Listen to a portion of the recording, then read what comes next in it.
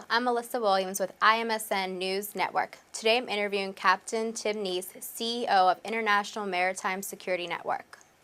Are pirates terrorists? That's a great question, and you know, it's interesting that no. The answer to that question is no. The definition of a pirate and the definition of a terrorist are two different things. However, the two of them can work together. Terrorism is defined as a group or an individuals that are would change the way you think, the way you believe, and even change the whole economic structure of a country. Okay, their goal is to make you believe the way I believe, and they will kill themselves to make that happen. Pirates, on the other hand, are all just criminals. They're just thugs like we would see every day with drug dealers, you know, thieves, that kind of thing. They're out there holding somebody ransom to make money.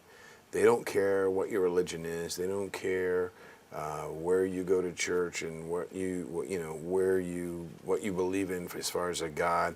They don't care about your government structure. All they know is they want your money. But ironically, due to the fact that Somalia, for instance, is placed to where it's placed, if Al-Qaeda or other terrorist groups were to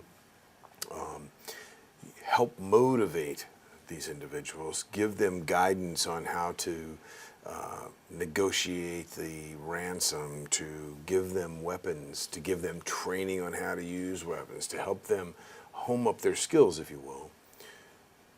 What do you think is going to happen at that point? You know, the ships are coming through there that naturally would go into the Red Sea, go up to the Suez Canal, in through the Med and across. It was like a 37-day or so evolution to get something from the Middle East, let's say, to New York or maybe even down to Texas. To whereas if they can create a big barrier there, then the ships have to go way to sea, all the way around the Horn of Africa, and take what could have been a 37-day evolution, turn it into a 90 or 100-day evolution to come up. Well, prices will change at that point. And if it's fuel, or if it's anything in your house, let's say 90% of the things in your home came there from ships. So if I can change the distance, and if I can make that ship run longer, the prices are going to go up on my fuel, it's going to go up on my payroll, it's going to go up on everything else. So consequently, that gets passed on to our country. So when that happens, they actually can affect a terrorist, if you will, action against the United States or against anybody, you know, that trade would come through.